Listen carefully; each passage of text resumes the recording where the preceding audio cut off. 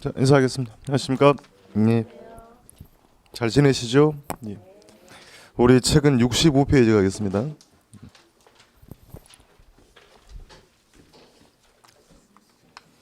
자, 지난주 공부했던 게 연결이 됩니다.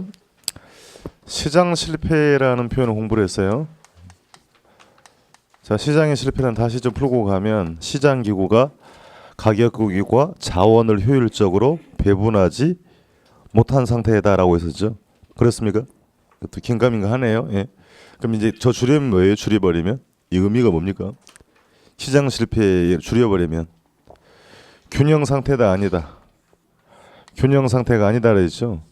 균형이 아니면 전체 구성원 사회적 구성이 감소한다라고 공부했습니다. 그래서 지난주에 두 가지 공부했어요. 불완전 경쟁과 공공재 공부했죠.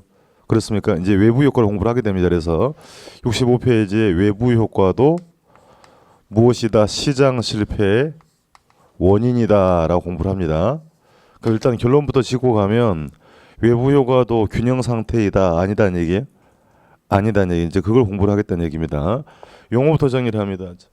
자, 시장 외부에서 발생하는 일이라고 해서 이렇게 외부 효과라고 합니다.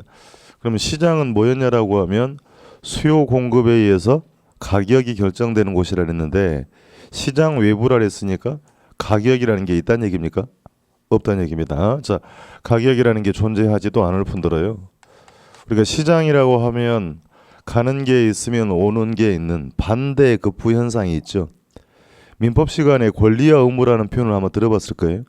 그죠? 이렇게 주고받는 게 뭐다? 시장의 개념인데 그럼 주고받는 게 있단 말이가 없단 말입니까? 없다는 얘기입니다. 여기 착안해서 여러분이 생각을 할 필요가 있다는 얘기입니다. 그럼 이제 기본 표현부터 정리를 할게요. 표현 자체는 쉬워요. 외부 환경이 부동산에 영향을 주는 것을 외부 효과라고 표현합니다. 자, 예를 들어서요. 주거지 부근에 생태공원이 조성이 되면 공원은 주거지에 쾌적함이나 편리함 등을 제공해 줄 수 있죠. 그렇습니까? 그럼 외부 환경이 좋은 영향을 준 거니까 발을 정 써서 이렇게 플러스 정에 뭐라고 이른다? 외부 효과를 하겠다는 얘기입니다. 외부 환경이 긍정적 영향을 주면 정에 외부 효과라고 쓸 거고요. 반대로 쓰레기 소각장에 들어서면 소각장은 주거지에 부정적 영향을 줄 수 있죠. 그렇습니까? 그럼 좋은 게 아닌 거니까요. 예, 부의 외부 효과다. 부정적 외부 효과다. 이렇게 표현할 수 있다는 얘기입니다. 용어 자체는 쉽습니다. 자, 외부 환경이 부동산에 영향을 주는 것인데 긍정적 효과는 뭐라고 쓰고요? 정외부 효과, 부정적이면 부의 외부 효과겠다. 자, 그러면 좋은 것만 취하고 안 좋은 건 버릴 수 있나요? 안 되는 이유는 뭡니까? 그러면 둘 다 받아들여야 되죠? 안 되는 이유는 이게 위치가 뭐 돼 있다? 고정이 돼 있다. 우리 뭐라고 공부했던 거예요? 부동성이었습니다. 자, 부동성이나 다른 토지와 인접해 있기 때문에 인접성 이 두 가지 표현이 외부 효과를 설명을 해주더라는 얘기입니다. 그렇죠? 이런 표현 뭐 단골로 물어보는 겁니다.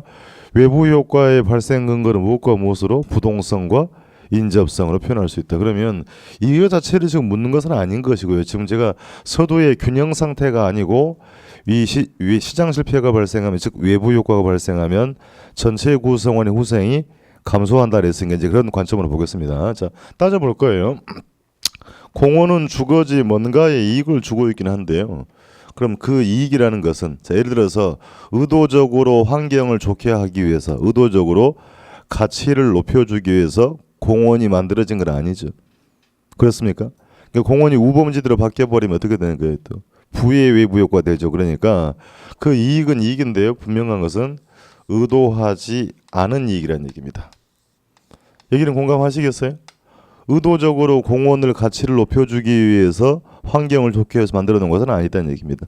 그럼 의도하지 않은 이익인 것이고요. 이게 시장기구라고 그랬으면 이익을 받은 만큼 반대급부 대가를 지불을 해야 되나 여러분이 대가를 지불해 본 일도 없고 지불이 되지도 않더라는 얘기입니다. 자, 그래서 이에 대한 대가가 지불되지 않는 행위라고 합니다. 자, 그럼 두 주체는 거래한 겁니까? 거래하는 게 아니니까 가격이라는 게 없는 거고요. 그래서 거래 상대방을 쓰지 않고 제3자다 이렇게 표현합니다. 자, 이제 읽어볼게요. 제3자에게 의도하지 않은 뭘 주어도 이익을 주어도 이에 대한 대가가 지불되지 않는 경우를 뭐라고 한다? 정의 외부 효과. 이걸 시험에 그대로 묻습니다. 지금 하는 것을. 그러면 동일한 방법으로 갈게요. 소각장은 살아가면서 꼭 필요한 시설인 거죠. 그렇습니까? 그러면 주거지 환경을 나쁘게 하기 위해서, 주거지 가치를 나쁘게 하기 위해서 의도적으로 만들어 놓은 겁니까? 그것 또한 아니다는 얘기입니다. 자, 그러니까 역시 뭔가에 손해를 주고 있긴 한데 의도하지 않은 손해나 피해를 주고 있는 표현입니다. 이게 시장이라고 했으면 보상을 요구해야 되고 보상이 이루어져야 하겠습니다만 이에 대한 보상이 전혀 이루어지고 있지 않습니다. 그렇습니까? 보상이 전혀 이루어지고 있지 않다. 자, 또 표현 정리합니다. 역시 두 주체는 거래한 거 아니죠? 뭐라고 쓴 것이고요? 3자에게 의도하지 않은 뭘 주어도 손해를 주어도 이에 대한 보상이 이루어지지 않는 경우를 후에 외부 효과다라고 표현하겠다는 얘기입니다. 이 개념 자체가 굉장히 중요합니다. 이제 그대로 옮겨가서 정리를 한번 해볼게요. 정의 외부 효과입니다. 긍정적이라 했으니까 동의어로 쓰면 외부 경제다 이렇게 표현할 수 있습니다. 그러면 부의 외부 효과는 부정적이라고 그랬죠.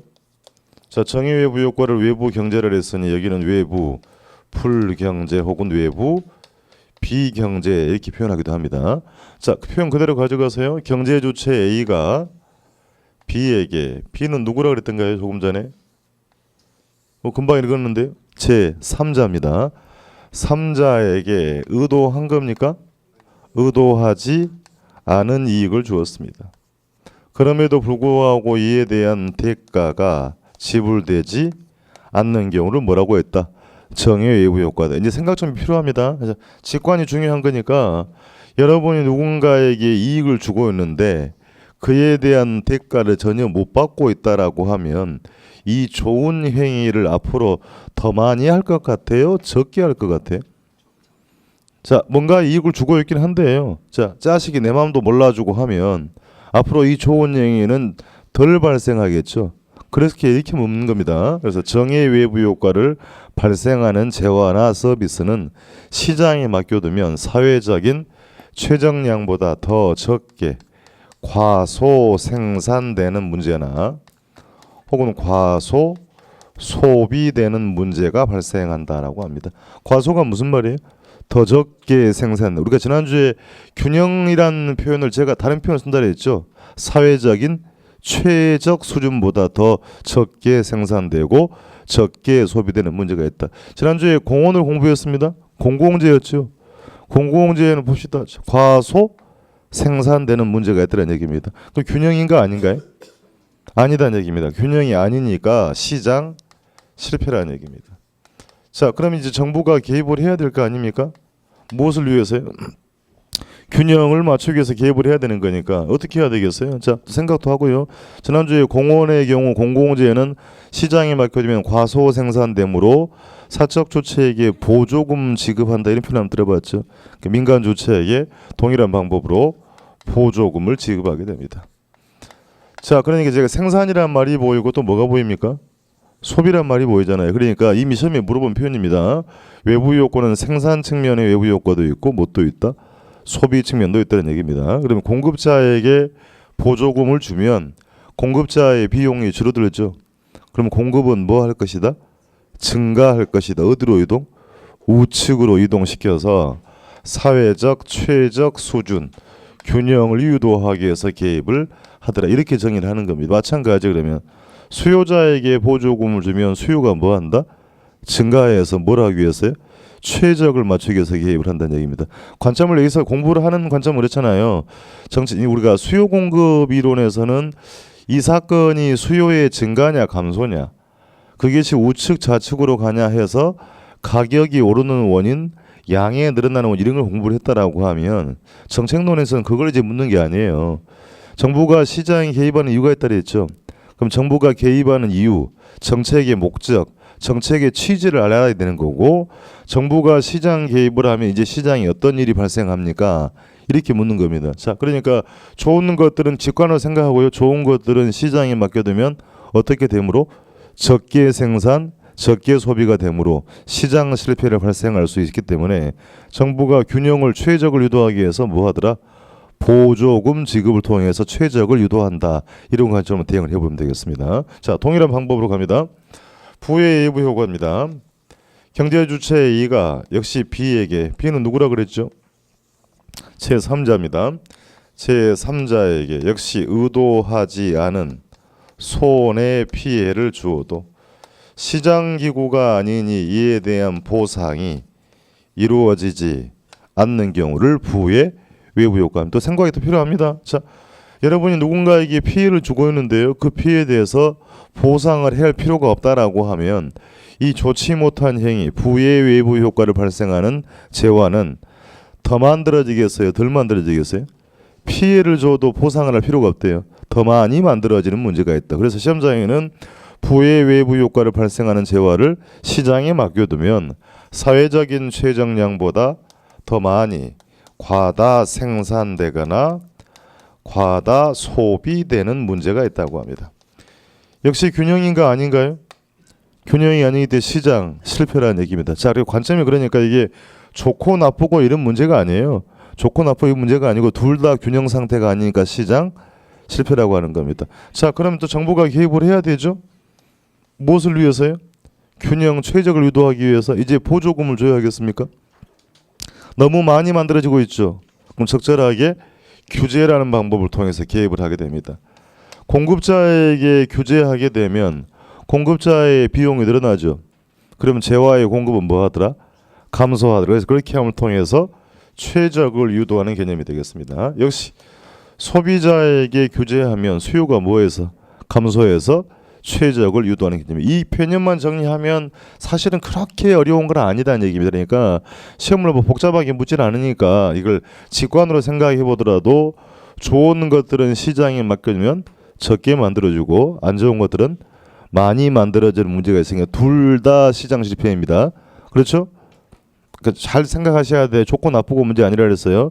둘 다 균형 상태가 아니니까 시장 실패이고 둘 다 정부의 시장 개입에 근거를 제기하겠다. 제가 실례로 한번 가볼게요. 자, 예를 들어서 A를 공예기업이라고 하겠습니다. 회사 이름이 공예기업이 아니고요. 화학 제품을 만드는 공예기업이라고 하겠습니다. 예, 수도권에 있는 겁니다. 자, 그럼 이 공예기업은 수도권 주민들에게 뭔가의 피해를 줍니다. 어떤 피해가 있을까요? 화학 제품을 만들어낼 거니까 환경 오염 오폐수의 문제가 있겠죠. 그렇습니까? 자, 그러니까 기업들은 공급자는 뭘 위해서 행동한다 그랬나요? 이윤극대화를 행동한다 그랬죠. 그럼 화학 제품을 만들다 보니 이런 얘기잖아요. 그러니까 수도권 주민 다 죽어버리세요라고 화학 제품 만드는 건 아니죠. 본인들의 이윤극대화를 행동하다 보니까 뭔가에 의도하지 않은 뭘 준다. 피해, 환경오염 피해를 주더라는 얘기입니다. 그럼 이게 시장 기구가 아니니까 이에 대해서 보상을 요구할 수도 보상이 이루어지지도 않더라는 얘기입니다. 그럼 공예 기업은 부의 외부 효과를 발생하는 재화 화학 제품을 사회적인 최적량보다 더 많이 생산하는 문제가 있더라는 얘기입니다. 그렇습니까? 그럼 문제가 뭔데요? 그만큼 환경 오염 문제, 오폐수의 문제는 더욱더 심각해지고 사회적 비용도 높아질 수 있죠. 전체 구성원의 후생이 감소하는 문제가 있더라는 얘기입니다. 그럼 정부가 개입을 해야 되겠네요. 뭐 한다 그랬던가요? 규제한다라고 했습니다. 어떻게 하면 되겠습니까? 그러면 예를 들어서 공예자 기업에다가요 공예 방지 시설을 설치하세요 하거나 혹은 환경 부담금 등을 부과를 한다고 하면 정부의 이러한 개입은 공예기업의 기업의 비용을 늘리게 만드는 요인이 되죠. 그렇습니까? 그럼 공급자의 비용이 들으면 공급량은 뭐 하더라? 감소시켜서 사회적 최적을 유도하는 개념입니다. 자, 그러니까 이제 여기서 생각을 잘 하고 갈게 너무 규제를 강화해도 문제고 너무 안 해도 문제라는 얘기입니다. 규제를 너무 안 해버리면 어떻게 돼요? 부의 외부 효과를 발생하는 재원은 차이적 최적량보다 너무 많이 생산되는 문제가 있더라는 얘기입니다. 그러니까 규제를 너무 심하게 하면 기업들이 어디로 가버리겠어요? 이것이 비용이 될 거 아니에요. 너무 심하게 뭐 들어가겠어요? 해외로 빠져나가 버립니다. 이런 문제가 있다는 얘기예요. 그러니까 그래서 적절한 규제는 필요하다. 무엇을 위해서? 최적 수준 균형을 유도하기 정부의 개입은 필요하다는 얘기입니다. 한번 더 가볼게요. 자, A를 흡연자라고 하겠습니다. 담배 피우신 분입니다. B는 비흡연자예요. 저는 아직까지 담배를 못 끊었습니다. 미개인 소리를 듣고 있는데 아직까지. 예. 자, 흡연자는 비흡연자에게 역시 또 뭔가에 또 의도하지 않은 피해를 주고 있습니다. 어떤 피해인가요? 잘 모르겠어요. 네. 자, 다시 소비자는 이 흡연자는 담배를 구입을 하죠. 가격을 지불하고 본인의 무엇을 위해서 효용을 위해서 행동을 하고 있습니다. 자, 흡연자가 비흡연자 너 한번 죽어보세요라고 담배 피우는 거 아니죠. 본인의 만족으로 행동을 하다 보니까 어떤 피해를 줘요? 간접 흡연의 피해, 죽여주는 연기, 끝내주는 냄새 있잖아요. 그렇습니까? 그러니까 그게 의도하지 않은 뭐란 말이에요? 피해란 말입니다. 그럼 이게 시장이 아니니까 이에 대해서 보상을 요구할 수도 보상이 이루어지지도 않습니다. 그럼 흡연자는 피해를 줘도 보상을 해야 할 필요가 없으니까 부의 외부 효과를 발생하는 담배는 사회적인 최적 수준보다 과다 소비되는 문제가 있더라는 얘기입니다. 그럼 과다 소비되면 문제는 뭐예요? 앞에서 언급했던 것들은 환경오염 문제, 또 뭐예요? 간접흡연의 피해. 그러면 건강보험 인상되겠죠? 사회적 비용이 늘어나는 문제가 있다. 전체 구성원의 후생이 감소하더라. 그렇습니까? 그게 뭐다? 시장 실패다. 그럼 정부가 개입을 해야 되죠. 어떻게 해야 되겠습니까? 담배를 못 피우게 입을 꿰매버릴까요? 이게 아니다는 얘기예요. 그러니까 이게 그래서 제가 스스로 죄를 배워하는 건 아닌데요. 담배 피우시는 분들을 그 죄악시 또 해서는 또 안 됩니다. 뭐든지 최적 수준을 유도를 하는 개념이에요. 그러니까 이게 이제 보건복지부나 환경부에서는 환경오염이나 국민건강 문제 때문에 광고도 멋지게 내잖아요. 요즘에 무서워 죽겠어요. 뭐 후두암 한 갑 주세요, 폐암 두 갑 주세요 이렇게 한다는 얘기예요. 그렇죠. 들어보신 적 있지 않습니까? 또 그렇게 하면 재정부에서는 뭐라 그래요? 담배를 안 피우면 어떤 세금이 또 줄어든다 그러잖아요.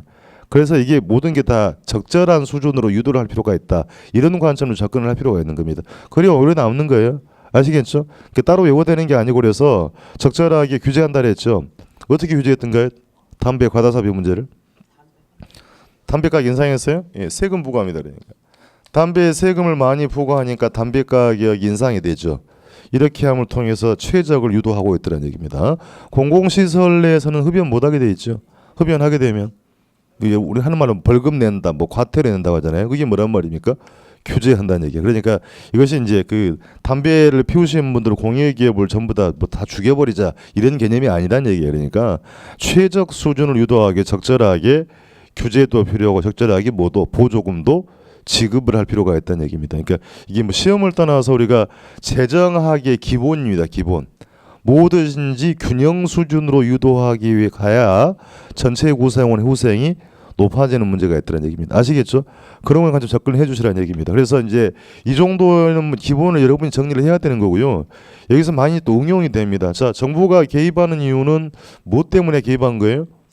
최적을 유도하게 개입을 했죠. 그럼 시장 볼게요. 가령 부의 외부 효과에 정부가 규제를 했어요. 공급자에게. 그럼 우리 공부한다라고 하면 공급자에 규제하면 공급자의 비용이 뭐 하더라? 증가한다. 공급이 뭐예요? 감소되겠죠. 그럼 공급이 감소돼. 이거 어디로 유동? 좌측으로 유동. 그러면 재화의 가격은 어떻게 되겠어요? 오르겠죠. 공급이 감소하면 가격이 상승한다. 여기서 오해하면 안 됩니다. 부의 외부 효과가 발생하면 재화의 가격이 상승한다는 얘기가 아니고 그 외부 효과로 인한 정부의 개입은 규제는 부동산 가격을 상승시킬 수도 있더라는 얘기입니다. 자, 정부가 가격을 올리고 내린 게 아니고 정부는 최적을 유도하기 위해서 개입을 하다 보면 시장에서 가격이 상승할 수도 하락할 수도 있다는 얘기예요. 이 정책론에 공부하는 관점이 이겁니다. 정부는 가격을 올리고 내리기 위해서 개입하는 게 아니라 그랬어요. 전체 구성원의 후생을 맞추기 위해서 개입을 하다 보면 이렇게 재화의 가격이 상승할 수도 하락할 수도 있더라. 이런 관점 접근을 좀 해주실 필요가 있더라. 그래서 이게 얘기는 어쨌든 간에 단일 문제는 물어요. 별도로 한 문제는 묻는 것이니까 앞으로 공부를 해갈 때 비중을 두고 좀 봐야 할 사항이다라고 당부를 드리겠습니다. 책 좀 확인해 보겠습니다. 65페이지 먼저 우측에 보시면 그 조그만 글씨 보조단부터 확인할게요. 처음 하는 거 쓰는 거니까. 외부 효과는 부동성과 인접성으로 설명될 수 있죠. 그렇습니까? 이미 다 물었던 표현이고요. 외부 환경이 부동산에 긍정적 영향을 주는 것을 다음 줄에 부동산에 부정적 영향을 주는 것을 뭐라고 한다? 부의 외부 효과라고 표현하겠다는 얘기입니다. 자, 본단으로 와서요.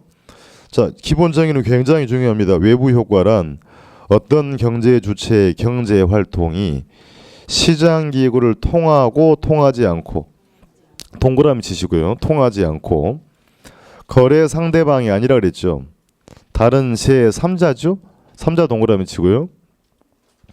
의도한 겁니까? 그렇지 않은 겁니까? 의도하지 않은 동그라미 치고요. 그게 전부 시험 질문입니다. 그러면 이익을 주면 정의라 그랬고 손해를 주면 부라 그랬죠. 그러면서도 대가나 보상이 이루어지지 않는 경우입니다. 이게 시험 단골 질문이 되고요. 자, 그래서 그 다음 줄에는 여러분이 한번 읽어보시면 되나 한번 볼게요. 외부 효과는 시장 기구, 가격 기구 밖에서 발생하므로 외부 효과 자체는 가격이 형성되지도 않고 가격이 반영되지도 않더라. 우리가 공부하는 관점은 이게 좋고 나쁘고 문제가 아니라 그랬죠. 뭐 때문에 공부한다? 과소고 과다가 되는 거니까 그런 건 공부를 하게 됩니다. 동그라미 1번 정의 외부 효과로 갑니다. 기역 현상으로 갑니다.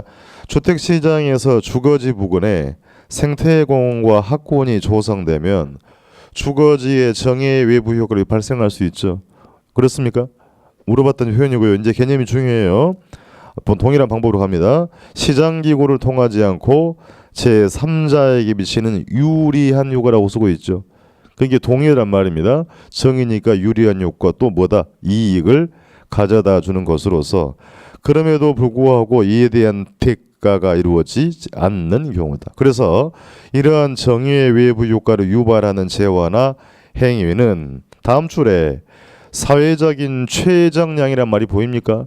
그게 알아먹는 얘기를 뭐라 그랬죠? 균형이라 그랬습니다. 그러니까 시험장에 균형이란 말을 안 준다 그랬어요. 최정량보다 더 적게가 보이죠? 과소 생산되거나 적게 소비되는 문제가 발생할 수 있다. 그래서 균형 상태가 아니므로 시장 실패의 원인이 되더라는 얘기입니다. 정부가 개입을 해야 되죠. 정부의 대책 나옵니다. 뭘 준다 그랬나요?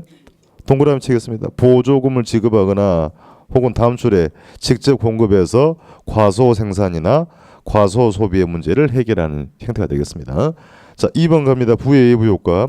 현상은 보겠습니다. 주거지 부근에 쓰레기 소각장 등 유해 시설이 들어오면 주거지의 부의 외부 효과가 발생할 수 있죠. 기본 지문이었고요. 개념으로 가서요.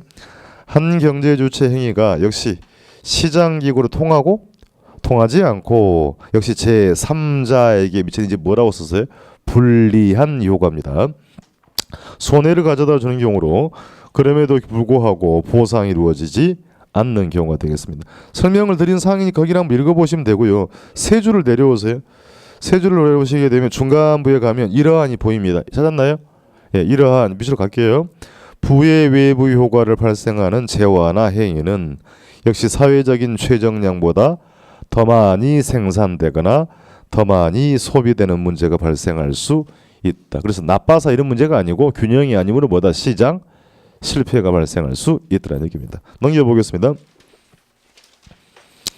정부의 대책이 나오잖아요. 그러니까 적정량보다 많이 만들어졌으니까 규제 이런 말이 보이죠. 규제나 환경부담금을 부과해서 공예기업의 경우 공예방시설을 의무화해서 과다 생산이나 과다 소비의 문제를 해결하고자 하는 개입이 되겠더라는 얘기입니다. 박스를 한번 확인해 보니까요. 뭐 정리를 하는 과정이니까 정의 외부 효과를 발생하는 재화는 두 번째 점 어떻게 읽으신다? 시장에 맡겨두면 과소 생산, 과소 소비의 문제가 있죠. 그러니까 시장 실패가 되는 것이고 따라서 다음 줄에 정부가 개입해야 되죠. 보조금 지급이나 뭐해서 규제를 완화해서 그렇게 함을 통해 생산 소비의 증가를 뭐하고 있다? 유도한다는 얘기입니다. 그래서 최적 수준으로 유도하는 개념이 되겠다는 얘기입니다. 오른쪽으로 가서요. 부의 외부 효과 역시 3자에게 피해를 줘도 대가 보상이 없다 그랬죠. 그래서 두 번째 점에 이런 부의 외부 효과를 발생하는 재화는 최정량보다 과다 생산, 과다 소비의 문제가 있으니까 나빠서 문제가 아니고 뭐다? 균형 상태가 아니므로 시장 실패라는 얘기입니다. 그럼 정부가 개입을 해야 되죠.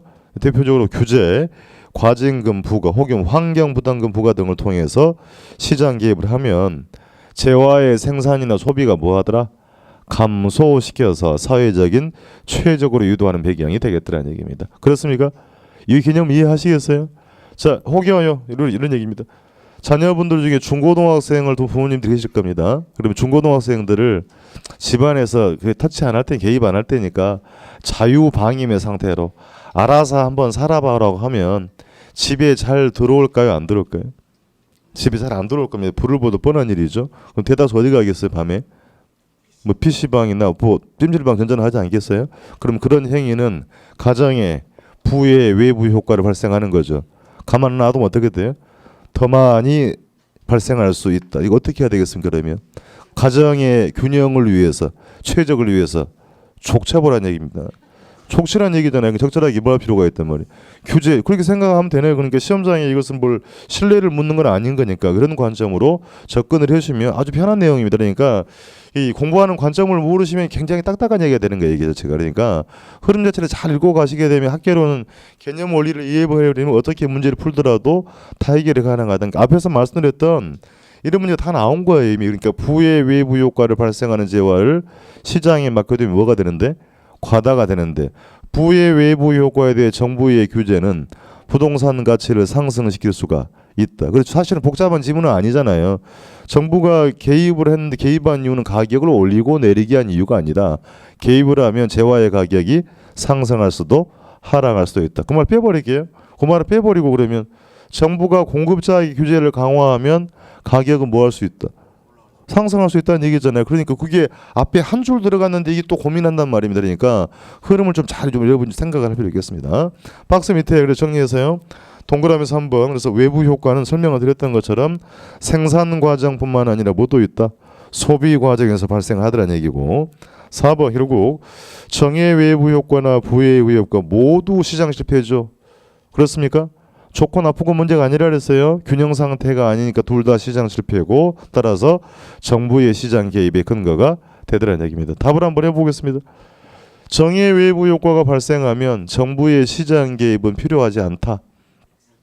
필요하다. 소생산이니까. 그래서 좋고 나쁘고 문제가 아니다. 그래서 그렇게 갖고 가면 문제가 되는 거니까 둘 다 균형 상태가 아니므로 둘 다 정부의 시장 개입의 근거가 되겠다는 얘기입니다. 그렇죠? 그러니까 질문을 이렇게 물어봐. 우리가 지난주 공부했던 표현으로 정리를 하면 불완전 경쟁의 문제나 외부 효과의 문제는 정부의 시장 개입의 근거를 제기한다. 그렇습니까? O라고 답을 해야 되는 거죠. 이게 시장 실패의 원인이어서 이렇게 물었기 때문에 좀 대응을 해둘 필요 있겠습니다. 자, 거기까지가 이제 정부의 시장 개입 이유와 시장 실패였고요. 오른쪽 페이지로 갈게요. 67페이지로 가서 토지 정책이 나와 있습니다. 이제 2장인데요. 토지 정책도 뭐 한 문제 정도는 묻습니다. 그럼 이제 기본적으로 이제 네모 1번에 가시게 되면 그 단골 문제입니다. 토지 정책의 수단이라고 되어 있죠. 타이틀에 밑줄 하시고요. 정부가 토지 시장에 어떻게 개입하는지 개입 방법부터 정리합니다. 크게 세 가지로 구분이 되고 있죠. 첫 번째 뭐라고 되어 있고요? 직접 개입이다. 직접적 개입이라고 쓰고 있고 이제 이와 대비되는 표현이 간접적 개입이다 얘기입니다. 그리고 세 번째는 토지 이용 규제다 이렇게 되어 있습니다. 자, 시험에서는 직간접을 이제 구분하고 있느냐 문제가 많습니다. 자, 직접 개입은 다른 의미가 아니고요. 정부가 토지 시장에 개입을 해서 토지를 사들이거나 혹은 팔아서 즉 수요자, 공급자 역할을 정부가 수행하는 개입을 뭐라고 한다? 직접 개입이라는 얘기입니다. 자, 그래서 앞으로 공부를 하실 내용인데 토지를 수용한다는 얘기가 뭡니까? 정부가 강제 토지를 취득한다. 그러니까 뭐 한 거죠? 수요자 역할을 한 겁니다. 그러면 수용해서요. 공영 개발하는 겁니다. 택지 공영 개발이란 공영은 뭐예요? 주체가 누구다? 공적 주체가 한다는 얘기입니다. 뭐 앞으로 또 공부를 할 사항입니다만 토지 비축 제도, 토지 은행 제도라는 게 있습니다. 용어를 한번 정리를 하고 갈게요. 금융기관 중에 은행이 있죠. 은행은 자금을 조달해서 자금을 공급하기도 하죠. 그렇습니까? 그러니까 정부가요. 토지를 미리 사서 매입해서 공급하는 방법을 뭐라고 쓴다? 토지 비축이라 한다는 얘기입니다. 그러니까 이런 표현들 우리는 뭐라고 쓴다? 직접 개입한다. 지금 종류를 요리하실 필요는 없고요. 여기에 무슨 말인지 알아야 될 거니까 토지를 사거나 팔아서 개입하는 걸 뭐라고 쓴다? 직접 개입이 한다는 얘기입니다. 우리가 종전에 이렇게 규제 이런 말 들어봤잖아요. 지금 이것들을 구분하는 것이니까 이렇게 수요자, 공급자 역할을 수행하는 개념이 되겠습니다. 그럼 이 표현을 주택 정책에 적용을 하면 정부가 재원을 투입해서 LH가요, 토지주택공사가 임대주택 공급을 하는 것도 역시 뭐가 된다? 직접 개입. 수도권에서 한참 지금 좀 시끄러운 좀 내용이 있죠. 행복주택 공급 때문에 지역마다 이렇게 시끄럽습니다. 들어는 보셨나요? 행복주택이 이게 한마디로 말씀드리면 정부가 수행하는 주로 저소득층을 위한 주택 공급입니다. 이게 주로 임대주택인데 보니까 예를 들어서 이제 우리가 집값이 싼 지역에 이 행복주택이 들어가면 그 소유주들이 집값 떨어져요라고 못 들어오게 으쌰으쌰 반대한답니다. 지금 들어보셨나요? 예. 자, 그러니까 그렇게 행복주택 공급은 뭐란 얘기예요? 직접 개입이란 정부가 재원 투입해서 물량을 늘려주는 방법을 직접 개입이다라고 표현하는 겁니다. 그럼 간접 개입에는 이런 표현 들어가면 안 되는 거죠. 이게 같은 말이 아니라 그랬으니까. 그럼 간접 개입은 정부가 시장 개입에서 조세, 행정 혹은 금융상의 지원을 하는 겁니다. 앞에서 한번 들어봤던 보조금 지급 이런 방법을 통해서 시장 기능을 높이고자 개입하는 것을 뭐라고 표현한다? 간접적 개입하겠다는 얘기입니다. 자, 그러니까 앞에서 들어봐서 이렇게 보조금을 지급하는 건 무슨 개입이다? 간접적, 직접이라고 쓰면 안 됩니다. 자, 이제 나중에 또 공부를 하시겠습니다만 저소득층을 위해서 정부가 임대료 일부를 보조금을 준다고 하면 보조금 정책은 무슨 개입이다? 간접 개입이다. 이게 뭐 맨날 물어보는 것인데요. 이게 틀리면 안 된다는 얘기입니다. 그러니까 다른 말 들어가면 안 되고 직접이라고 하면 수요자, 공급자 역할, 간접 개입은 조세, 행정, 금융상 보조금 지급하는 건 간접 개입이다. 그럼 토지 이용 규제는 그대로 갈게요. 토지의 이용을 사회적으로 바람직한 방향으로 유도하기 위한 제도입니다. 공법 시간에 대충 들어봤을 거예요. 용도 지역 지구제라고 들어봤죠. 예, 대표적으로 지역 지구제가 있어요. 지역 지구제, 각종 인허가 제도, 건축 규제 이런 것들을 우리는 뭐라고 한다? 토지 이용 규제 방법이라 하겠다는 얘기입니다. 용어는 다 구분하고 갈게요. 자, 책 보겠습니다. 직접 개입입니다. 정부나 공공기관이 부동산 시장에 개입하여서 부동산에 대한 이게 중요한 키워드가 거기 이제 밑줄하셔야 돼요. 수요자 및 공급자 역할입니다. 그것 보고 뭐라고 읽고요? 직접 개입. 그래서 다음 줄에 토지 수용이 보이죠? 상대 취득하시는 거고 특치 공영개발 토지은행이 보입니까? 따로 이제 공부를 할 내용들이 그래서 공영개발 토지은행 공공투자 사업을 직접 개입이라고 한다. 괄호 2번 간접 개입이라고 합니다. 시장기구의 틀을 유지하면서 정부가 동그라미 치고 이제 조세, 행정, 금융상의 지원을 하거나 끊고 사적 주체에게 뭐 준다? 보조금 지급해서 시장 기능을 재고 높이고자 해서 그 소기의 효과를 노리는 방법으로 자 읽어볼게요. 토지의 공시지가 제도처럼 토지 시장에 대한 정보의 창출 및 제공이라고 되어 있죠. 지금 읽으신 게 행정상 지원입니다. 써둘게요. 그 밑에다가요. 공시지가 제도나 다음 줄에 토지 정보 창출 제공 이게 뭐다? 행정상 지원이다. 그럼 이런 것들을 우리는 뭐라고 읽는다? 간접적 개입이라고 표현하겠다는 얘기입니다. 3번으로 갈게요. 토지 이용 규제. 예, 여기 밑으로 가셔야 됩니다. 개별 토지 이용자의 이용 행위를 사회적으로 바람직한 방향으로 유도하기 위한 용도 제한이라고 돼 있죠. 사회적 법적 조치다. 다음 줄로 그래서 대표적으로 뭐가 있다? 용도 지역 지구제 동그라미 쳐두고요. 건축 규제, 각종 인허가 제도 등이 있더란 얘기입니다. 이 최근에 시험 지문은 이제 가령 지금 보고 계신 것들을 박스 안에 집어넣어주고요. 박스 안에 넣어주고 직접 개입에 해당하는 것 예를 들면 이런 식입니다. 8개 항목을 주고요. 다음 중 직접 개입에 해당하는 것이 몇 개냐 이렇게 천인 공부할 문제가 나와요. 사실은 그러니까 하나만 모르면 어떻게 돼요? 답을 못 찾는 겁니다. 그래서 최근에 문제 영향이 뭐냐면 정확히 모르고 있으면 답을 못 찾게 만들어 놓는 겁니다. 이게 개수를 묻는 순간 이미 어려운 시험이 된 거죠. 그죠? 그래서 이렇게 앞으로 이제 이런 문제를 우리 좀 대비를 하고 가야 되는 거니까 지금은 공부하는 개념 정의를 나중에 합니다만 뒤로 가면 갈수록 이 내용도 나중에 전부 다 필요하다는 얘기죠. 그래서 처음에 정리를 잘 해서요. 직접이라고 하면 사거나 팔아서 개입한다 라고 다 정리를 하시고, 조세, 행정, 금융, 보조금 지급한 건 뭐가 되고, 간접 개입이다. 공법 시간에 들어봤던 지역지구제는 뭐다? 토지 이용 규제 방법이다 라고 표현하겠다는 얘기입니다. 그럼 기본 표현 정리했고요. 그 아래 2번 가서 용도지역 지구제로 가겠습니다. 공법 시간에 공부했던 이 지역지구제를 또 공부를 하는 개념은 아니고요. 그 지역지구제에 우리가 공부하는 것은 개론이니까 경제적 개념과 이게 토지시장에 왜 필요한지 필요성 위주로 물어보게 됩니다. 사실은 그러니까 거의 해마다 한 줄씩 물어본다는 얘기입니다. 자, 공법 시간에 용도지역 지구제 공부했나요? 예, 그럼 그거 묻는 건 아니고, 예를 들어서요. 자, 이렇게 생각을 합시다. 토지의 이용을 소유자 당신들 알아서 이용해 보라고 하면 토지 이용이 이쁠까요, 안 이쁠까요? 뒤죽박죽 될 수 있다는 얘기입니다. 가령 자, 마음대로 이용하라고 하면 주거지 부근에 공장이 이렇게 들어설 수도 있는 거죠. 정부가 프리하게 놔둔다고 하면, 자, 그러면 이렇게 토지를 이용하는 것은 어울립니까? 어울리지 못합니까?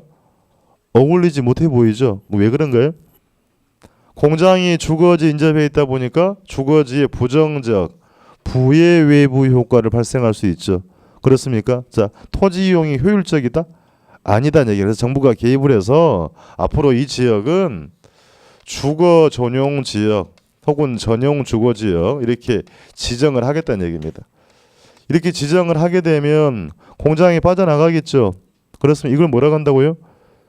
지역 지구제를 하겠다는 얘기입니다. 개념 정리를 하는 것이, 그러니까 정리를 해서 자, 이걸 볼게요. 어울리지 않는 토지 이용을 정부가 뭐해서 규제해서 부의 외부 효과를 차단하거나 제거해서 궁극적으로 토지 이용의 효율성을 높이고자 하는 것을 뭐라고 한다? 지역 지구제다. 개념 그대로 가져갑니다. 자, 어울리지 않는 토지 이용을 정부가 규제함을 통해서 정이 아니고 부의 외부 효과를 차단하거나 제거함을 통해서 토지 이용의 효율성을 제고하려는 개념을 우리 뭐라고 한다? 지역 지구제를 하겠다는 얘기입니다. 그러니까 따지면 이 세 가지가 전부 다 같은 말이잖아요. 똑같은 얘기인데 바꿔 쓰는 겁니다. 그러니까 자, 읽어볼게요. 토지 이용을 시장에 맡겨두면 이렇게 어울리지 못한 이용이 발생할 수 있죠. 정부가 그래서 여기는 주거지역, 여기는 상업지역 지정하겠다는 얘기입니다. 그래서 어울리지 않는 이용을 뭐해서? 규제해서 정이 아니고 부의 외부 효과를 차단 제거해서 토지 이용의 무엇을? 효율성을 제고하는 제도가 지역 지구제란 말입니다. 자, 그럼 한 단계 더 가볼게요. 그럼 이 지역을 주거지역 지정을 하면 공장이 빠져나간 자리에 주거지가 집단화될 수 있죠. 그렇습니까? 그럼 집단화가 돼 아파트가 한 동 있던 것이 여러 동 들어오면 그에 필요한 기반 시설이 필요하죠. 그럼 도로도 만들어주고 공원도 세워주고 학교도 지어주고 할 거란 말입니다. 그럼 주거지가 모임을 통해서 이득이 높아진 거죠. 특정 시설이 모임을 통해서 이득이 높아지는 현상을 앞으로 집적이익이라고 합니다. 용어 아셔야 됩니다. 시설들이 모임을 통해서 이득이 높아지는 걸 뭐라고 한다? 집적이익이다. 그럼 집적이익의 증대 효과도 기대할 수 있고요. 한 단계 더 나가보겠습니다. 이거 한번 공법 시간에 홍보했다 그러니까요. 모든 토지, 자, 모든 지역을 다 개발이 가능한 지역은 아니죠. 주거 지역이나 상업 지역은 개발할 수 있죠. 땅값이 오를 수 있다는 얘기입니다. 자, 그러면 도심지의 문화재나 자연환경까지 전부 다 개발의 논리가 성립하는 건 아닐 거란 말입니다. 그죠? 자연환경이나 문화재는 적절하게 어떻게 할 필요가 있다? 보존할 필요가 있다는 얘기입니다. 그래서 이 지역 지구제를 통해서 개발할 건 개발하고 보존을 잘 하면, 즉 개발과 보존의 적절한 조화를 이루어주면 우리 후세들에게 잘 물려줄 수 있죠. 그렇습니까? 이 말씀 공감하세요? 개발할 토지는 개발하고 문화재 자연환경 보존하면 후대에게 잘 물려줄 수 있죠. 이 표현을 뭐라고 쓰냐면요, 세대 간 형평성을 유지하려는 정책이다, 이렇게 정의를 합니다. 자, 그러니까 여기서 말하는 세대는 옆집이 아니고요. 후세예요. 후세. 후대에게 잘 물려준다라는 개념이 뭐다? 세대 간 형평성을 유지하는 것이다. 그러니까 이거 봅시다. 효율성 제고와 형평성 유지는 같은 말 아니죠. 부의 외부 효과를 차단 제거한 것을 뭐라고 읽는 것이고 효율성을 제고한 것이고 개발과 보전의 조화를 통해 후대에게 잘 물려주는 걸 뭐라고 그런다?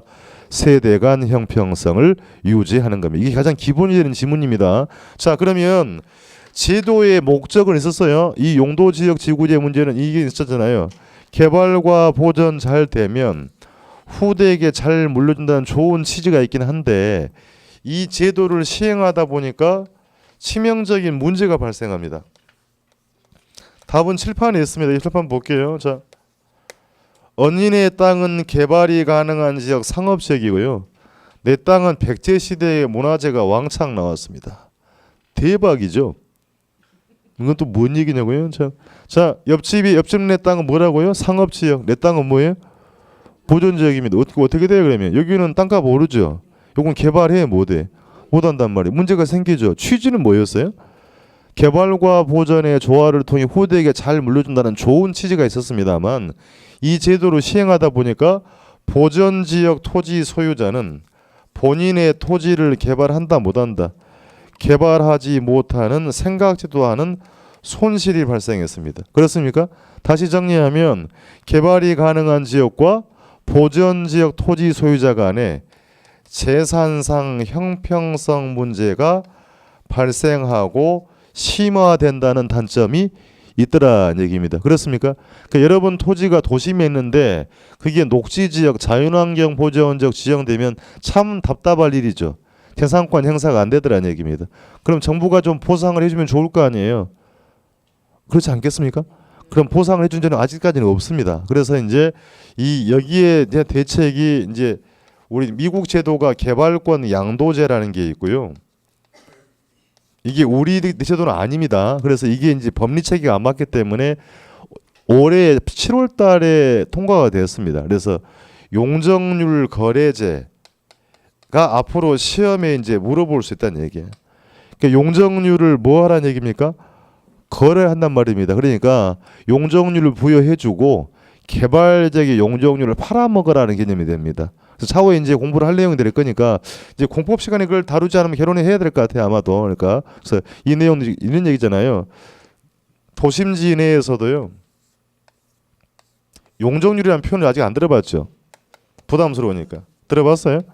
건물 높게 지을 수 있다는 얘기입니다. 그러니까 예를 들면 자, 이 지역에 공중공간을 개발할 수 있는데 이 개발할 권리를 다른 지역으로 옮겨서 매매하게 허용을 해주는 것을 뭐라고 한다? 용적률 거래제를 하겠다는 얘기입니다. 그래서 앞으로 공부를 해야 할 사항인데 요 내용 정리를 하고 가는 거예요. 자, 책 확인할게요. 동그라미 이거 타이틀 임출하여 할게요. 경제적 개념과 필요성의 핵심입니다. 1번 그래서 어울리지 않는 이용을 뭐해서 규제 딱 끊고요. 두 번째 줄에 부의 외부 정 아닙니다. 부의 외부 효과를 차단하거나 제거함을 통해 또 끊고 궁극적으로 세 번째 줄 토지용에 무엇을 효율성을 제고하고자 하는 규제 방법이다. 2번 지문 주거지가 집단화됨을 통해서 집적이익이 보입니까? 집적이익의 증대 효과를 기대할 수 있고 3번 그럼 주거지역이나 상업지역처럼 개발이 가능한 지역은 개발을 유도하고 끊고 문화재나 자연환경은 적절하게 뭐해서 보존해서 즉 개발과 보존의 조화를 통해서 밑줄 쫙 합니다. 세대 간 형평성을 유지하는 것이다. 그 세대가 뭐였다? 후대에게 잘 물려준다라는 좋은 취지가 있는 겁니다. 넘겨볼게요. 그래서 괄호 2번에 문제점이 나오죠. 설명을 드렸던 것처럼 네 번째 줄입니다. 즉 가운데 개발이 가능한 지역의 소유자와 끊고 규제가 심하여 개발이 불가능한 지역의 소유자 간에 재산상 형평성 문제가 발생하고 심화된다는 단점이 있더라는 얘기입니다. 그래서 이런 문제점을 정부의 직접 개입 없이 동그라미 칠게요. 시장기구 동그라미 치고 시장기구를 통해서 해결하고자 하는 것을 우리 뭐라고 쓴다? 개발권 양도제. 제가 공부는 깊이 안 들어갈 거고요. 개발할 권리를 양도가 무슨 말입니까? 팔아먹는다는 얘기입니다. 용어만 정리 그러니까 개발할 권리를 시장에서 팔아먹는 걸 뭐라고 한다? 개발권 양도제다. 그게 우리나라 제도가 아니기 때문에 옆에다 정리할게요. 처음 들어도요. 용적률 쓰겠습니다. 거래제. 그와 성격 이상한 게 용적률 거래제예요. 예. 이건 우리나라 제도입니다. 예, 용적률 거래제가 예, 제도를 보완하는 대책이 되겠습니다. 그러니까 용적률을 다른 지역으로 넘겨서 거래케 하는 것이 뭐다? 용적률 거래제라고 했다는 얘기입니다. 그래서 뭐 지금 뭐 깊게 보실 내용은 아니고 그래서 기본적인 용어 정리만 했습니다. 그래서 이렇게 좀 이해를 하시면 됩니다. 자, 이게 이제 법리 차이 있는 건데요. 가령 이런 표현입니다. 자, 문화재 보전 지역 소유자는 본인의 토지에 공중으로 건물을 세울 수 있어 없어요? 보전 지역이에요. 개발해요 못해요? 못한단 말입니다. 그러니까 예를 들면 정부가 당신이 개발을 못하는 거니까요. 당신에게 개발 증서라는 걸 발행을 해줍니다 얘기입니다. 그럼 증서는 이게 유가증권이라는 얘기예요. 딱지란 얘기입니다. 그럼 유가증권이니까 팔아먹어라는 얘기죠. 그럼 이걸 팔아먹는 시장이 필요하다는 얘기입니다. 거래소를 만들어주고 그럼 개발증 소유자가 증서를 시장에서 뭐 한다는 얘기입니까? 매도한다는 얘기입니다. 그럼 매도하면 반대편에 누구도 있다? 매수자가 있다는 얘기입니다. 누가 사겠어요? 개발업자, 우리 편으로 하면 건설업자들이 매입을 합니다. 자, 그러니까 개발 증서를 시장에서 뭐해서 팔아먹는 걸 뭐라고 한다? 개발권, 양도제다. 이거 봅시다. 그러니까 이 소유자는 본인 토지를 개발할 수 없으니까 미국에서는 이렇게 표현해요. 소유권과 개발권을 별도로 분리한다고 합니다. 그러니까 개발할 권리라는 게 실체가 있어요, 없어요? 권리의 권리. 실체가 없죠. 실체가 없는 권리에 경제적 가치를 부여해서 매매하게 허용해 주는 것을 개발권 양도제라고 하더라. 그래서 얘는 앞으로 시험을 물어보더라도 깊게 물어볼 가능성이 없어요. 이미 다 써먹어 버렸고요. 그래서 한 줄밖에 물어볼 가능성이 없어 보이니까 이렇게만 좀 이해를 하시면 되겠습니다. 그러니까 개발권 양도제가 뭐예요 하면 규제지역 소유자가 개발할 권리를 어디 가서 시장 가서 매매해서 보상받는 개념이다 라고 하면 되겠습니다. 왜 공부를 했냐면 뭐 때문에 용도지역 지구제의 치명적인 문제, 두 지역 소유자 간에 어떤 문제가 있다. 재산상 형평성 문제가 있으니까 이 문제를 해결하고자 하는 제도가 개발권 양도다. 이렇게만 정리를 하면 되겠습니다. 깊게 보실 내용은 아닌 거니까. 그래서 그 왼쪽에 보조단 있잖아요. 보조단 한번 보겠습니다. 그 하단 내려가게 되면 미국에서는 토지 소유권을 사용권, 수익권, 처분권 등등 독립된 여러 가지 권리의 묶음으로 정의하고 있답니다. 따라서 개발권을 소유권에서 별도로 뭐 할 수 있다? 분리 동그라미 칠게요. 분리할 수 있는 권리로 이해를 하고 있어서 개발권이 실체가 있는 것은 아니지만 그 경제적 가치가 인정이 되고 시장에서의 개인과 뭐 할 수 있다?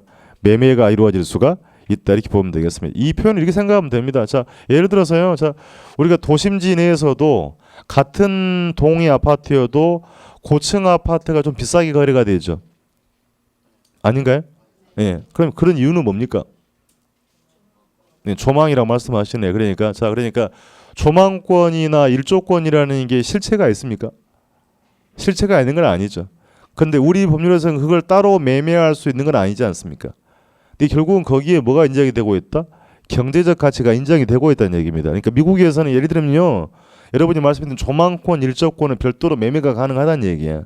근데 우리는 법리 체계가 문제가 있기 때문에 그걸 따로 매매할 수는 없고 부동산에 그게 반영이 돼 있다라고 생각하시면 되겠습니다. 이해가 되시겠어요? 그러니까 일조권, 조망권이라는 게 실체가 없는 것입니다만 이렇게 시장에서 매매를 해서 할 수 있다라는 개념으로 정의하면 되는 거니까 개발권을 시장에서 매매가 가는 걸 뭐라고 한다? 개발권 양도제다라고 표현을 했습니다. 자, 거기까지만 보시고요. 쉬었다 가겠습니다.